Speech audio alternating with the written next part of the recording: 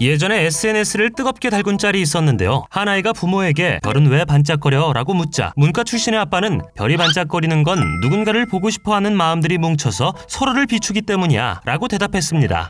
하지만 이과 출신의 엄마는 핵융합 때문이야. 쉽게 말하자면 중력이 강해져서 죽은 거지. 같은 질문을 던져도 이렇게나 다른 대답. 물론 요즘은 다양한 밸런스 게임 질문들이나 MBTI 유형별 대답을 보아도 정말 세상에는 다양한 생각이 존재한다는 것을 알 수 있는데요. 그리고 대부분 그런 생각들은 아주 어려서부터 천천히 경험에서부터 얻어진 조각들이 모이고 모여 형성되는 경우가 많을 것입니다. 아마 가정교육부터 시작이겠죠. 부모는 아이의 거울이라는 말이 있듯이 대부분은 부모의 성격과 가치관을 아이는 닮아갑니다. 개방적인 부모 밑에서 자란 아이는 자유분방하고 엄격한 부모 밑에서 자란 아이는 고지식한 모습을 보이는 것이 일반적이죠. 그런데 나에게 가장 가까운 사람 2명이 만약 완전 반대의 경험을 한 사람이라면요. 한 사람은 부자의 시각에서, 한 사람은 가난한 사람의 시각에서 각기 다른 조언을 해주고 그 조언을 듣고 자라난 남자, 로버트 기요사키가 들려드리는 부자 아빠, 가난한 아빠입니다. 댓글과 좋아요, 구독, 알람 설정까지 부탁드려요.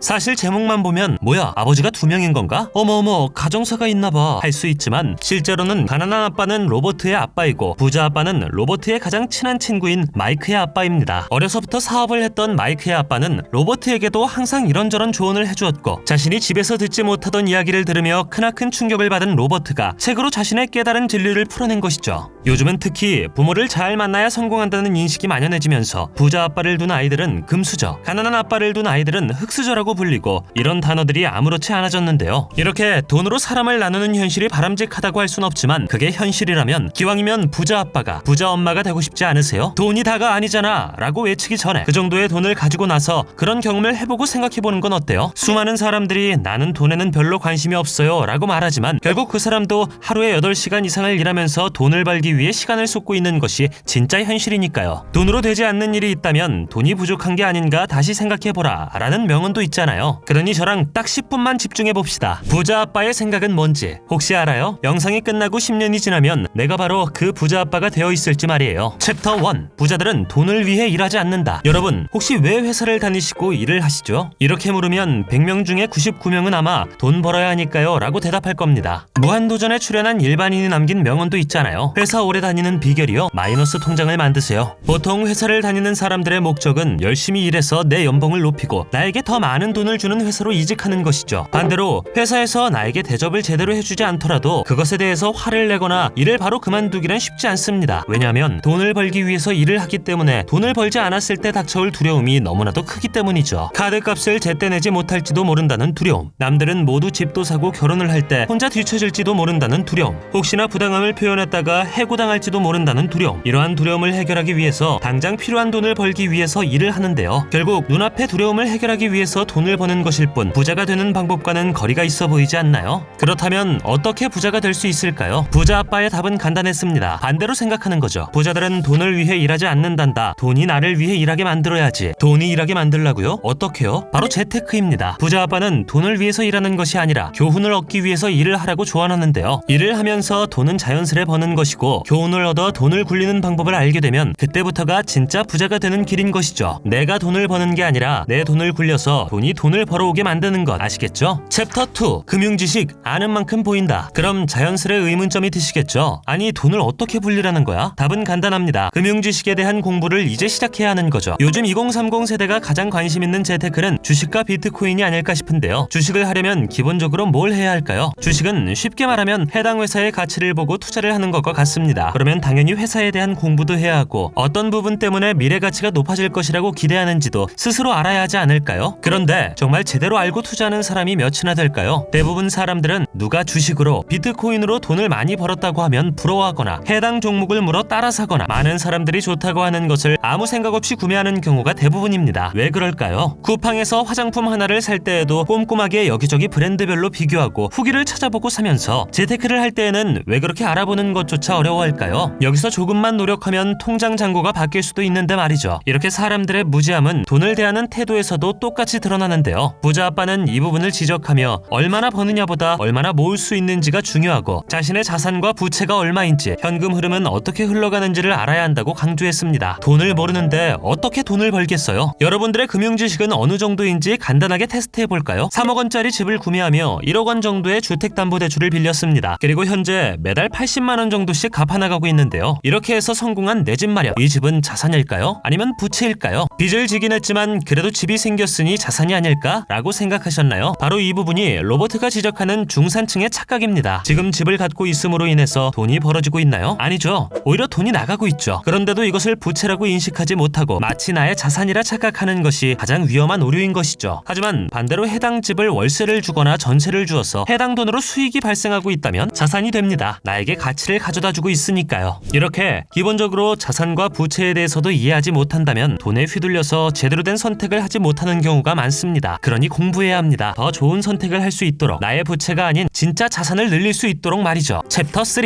땡땡을 위해서 사업하세요. 대기업에서 30년을 몸바쳐 일했어요. 그렇다고 그 대기업이 본인 것이 되나요? 아니죠. 아무리 뼈 빠지게 일해도 결국 회사를 위해서 열심히 일한 것일 뿐 나에게 돌아오는 것은 원래 받아야 할 월급뿐입니다. 이왕 미친 듯이 일할 거라면 자신을 위해서 나만의 사업을 시작하는 게 더 높은 가치를 만들어낼 수 있지 않겠어요? 그리고 결국 열심히 일해서 회사원들은 소득을 받아가면 끝이지만 해당 회사의 오너는 그보다 몇 배의 자산이 늘어나는 구조라는 점 누구보다 잘 알고 계시지 않나요? 그렇다면 이제는 고민해봐야죠. 나도 이렇게 열심히 일해서 남이 주는 월급 명세서에 만족하는 것이 아니라 나만의 사업으로 내 자산을 늘려가는 사람이 되어야겠다고요. 그렇다면 자산은 무엇일까요? 로버트는 수많은 것들 중에 딱 7가지만 진짜 자산이라고 규정해요. 주식, 채권, 수입이 발생하는 부동산, 어음이나 차용증, 로열티가 발생하는 지적 자산, 그 외에도 가치를 지니고 있어서 소득을 창출할 수 있는 특별한 무언가. 그리고 마지막이 중요한데 바로 내가 없어도 되는 사업입니다. 사업이지만 내가 거기서 일을 한다면 그건 진짜 자산이 아니라 직업이 되어버리는 것이죠. 회사를 다니는 것이랑 별로 다른 게 없지 않을까요?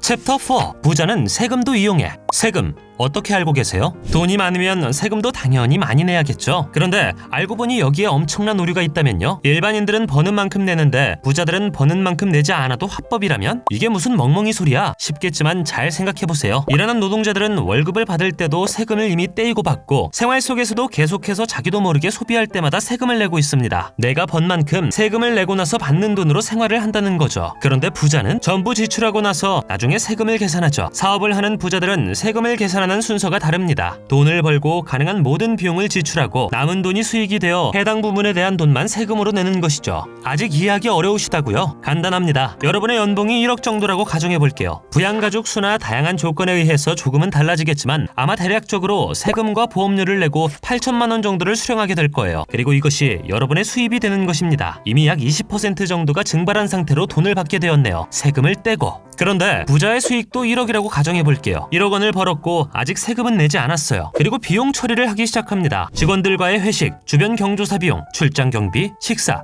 골프, 문화생활 등등 다양한 분야에 지출되는 생활비들을 사업에 필요한 비용으로 처리할 수 있어요. 불법이냐고요? 당연히 아니죠. 합법적으로 사업 비용 처리로 진행할 수 있습니다. 그리고 이렇게 처리한 비용이 5천만 원 가량일 때 5천만 원을 공제받아서 수익은 5천만 원이 되어버리니 5천만 원에 대한 세금만 내게 되는데요. 같은 돈을 벌었지만 부자가 세금을 더 적게 내는 마법이 완성되었네요. 챕터 5. 부자들은 돈을 만든다. 실패를 피하는 사람은 성공도 피한다. 이 말은 두려워서 아무것도 하지 않는 사람은 패하지도 않지만 성공할 기회도 갖지 못한다는 이야기인데요. 실세계에서 잘 나가는 사람은 나보다 똑똑한 걸까요? 아닐 겁니다. 단지 용감해서 먼저 나서서 새로운 기회를 잡은 사람인 거죠. 현대그룹의 창업주 정주영 회장이 자주 하던 말이 무엇인지 아시나요? 해봤어? 입니다. 해보지도 않고 말도 하지 말라는 많은 의미가 담겨져 있죠. 말을 증명이라도 하듯 정주영 회장은 모두가 실패할 거라고 확신한 조선소 건설을 500원짜리 지폐 한 장으로 해냈습니다. 영국 최고의 은행이던 바클레이 은행에 돈을 빌리기 위해서 클레이 은행의 영향력을 행사할 수 있는 애플도어 회사의 롱바텀 회장을 찾아갔는데요. 바텀 회장이 도와줄 수 없다고 하자 500원짜리 지폐 한 장을 꺼낸 리는 1500년대에 이미 거북선을 만든 민족이라며 자신감을 보여주었습니다. 그 패기에 마음이 움직였던 롱바텀 회장의 도움 덕에 정주영 회장은 무려 510억 원에 달하는 4,300만 달러 차관을 받아 울산에 조선소를 지었고 현재 조선업 세계 1위 현대중공업이 탄생하였습니다. 챕터 6. 교훈을 얻기 위해 일하라. 가난한 아빠는 직업의 안정성을 강조하고 부자 아빠는 배울 수 있는 일을 하라고 말하는데요. 이건 우리의 현실에서도 쉽게 찾아볼 수 있는 예이기도 하죠. 어른들이 가장 자주 하시는 말이 뭘까요? 공무원이 최고다. 정년퇴직 보장되는 곳이 어디 있는 줄 부자냐? 두 가지의 공통점은 예, 맞습니다. 안정적인 거죠. 잘릴 걱정도 없고 다니기만 하면, 내가 그만두지 않으면 말 그대로 쭉 정년까지 보장, 고속도로 개통. 그런데 공무원으로 살면 부자가 될 수 있나요? 그건 아닙니다. 그런데도 계속 평범한 사람들은 공무원이 최고라고 말합니다. 그건 위에서도 말씀드렸듯 두려움이 더 크게 작용하니까요. 중간에 잘릴지도 모른다는 두려움, 나이 들어서 고생할지도 모른다는 두려움. 하지만 반대로 부자 아빠는 진짜 돈을 벌기 위해서는 배움이 모든 것이라고 말합니다. 교훈을 얻을 수 없는 일은 그냥 시간만 버리고 돈에 쫓기는 인생이 되는 것이라고요. 챕터 7.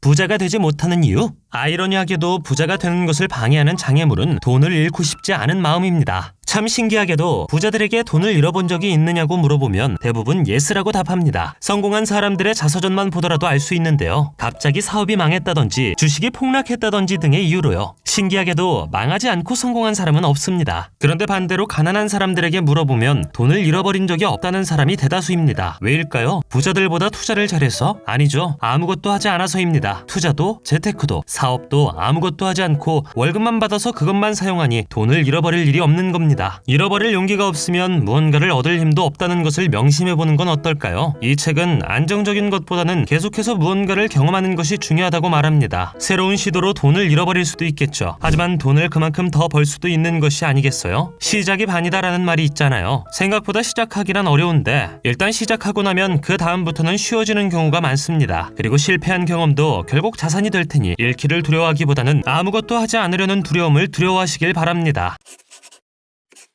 맛있는 후라이드 치킨의 대명사 KFC 아시죠? 그리고 항상 KFC 하면 떠오르는 인자한 웃음의 할아버지 할랜드 샌더스는 60세가 되었을 때 정말 아무것도 없었다고 해요. 그에게 주어진 건 낡은 트럭 한 대와 월 105달러가량의 연금뿐이었죠. 그저 돈 없는 가난한 할아버지, 그게 다였습니다. 하지만 샌더스는 모두가 늦었다고 말한 60세 다시 인생을 바꿔보기 위해 움직입니다. 자신만의 닭튀김 요리법을 알아봐줄 사람을 찾기 위해서 미국 전역을 돌아다녔고 1008번이나 거절당했습니다. 그리고 마침내 1009번째 웬디스 버거의 창립자인 데이브 토마스에게 오케이를 받아내는데요. 도전한 지 2년 만의 일이었으며 62세는 드디어 KFC 1호점이 생겨나고 지금은 전 세계가 사랑하는 브랜드가 되었습니다. 그는 확실히 알고 있었던 거죠. 자신이 가진 기술의 가치를. 그리고 확신하는 만큼 용기도 있었습니다. 저러다 있는 돈마저 잃으면 어쩌려고 그래 라는 걱정을 뒤로하고 모든 재산을 부어 치킨을 만드는 기술을 팔고야 말겠다는 믿음. 부자 아빠가 되기에는 조금 늦었다고 생각하시나요? 왜죠? 60세의 인생이 바뀐 사람도 있는데요. 그건 저 사람이니까. 아니죠. 벌써 시작도 안 했는데 또 두려움에 도망치신다고요? 당신도 충분히 그 저 사람이 될 수 있습니다. 모두가 선망하는 저 사람. 저 사람 뭐야? 진짜 부잔가 봐. 저 사람. 사람은 누구나 두려움을 가지고 있습니다. 사랑하는 사람을 잃을까봐, 돈이 없어 난처해지는 상황이 올까봐, 내가 남들보다 잘 살지 못할까봐, 내가 이것밖에 안 되는 사람일까봐. 두려움의 종류도 다 다르고 다양하죠. 하지만 이것 한 가지는 같습니다. 누구나 부자가 될 수 있습니다. 부자라고 특별한 사람인가요? 아닙니다. 단지 지금 이 영상을 보고 누구보다 빠르게 행동하는 사람이 있다면 이 영상이 끝나자마자 자신의 자산을 늘리기 위해서는 어떻게 해야 하는지 고민하며 찾아보는 사람이 있다면 축하드립니다. 당신의 아이는 부자 아빠를 가졌네요. 당신은 어떤 아빠를, 아니 어떤 시각을 가지겠습니까? 전 세계 찐 부자들이 공유하는 바이블, 부자 아빠, 가난한 아빠였습니다.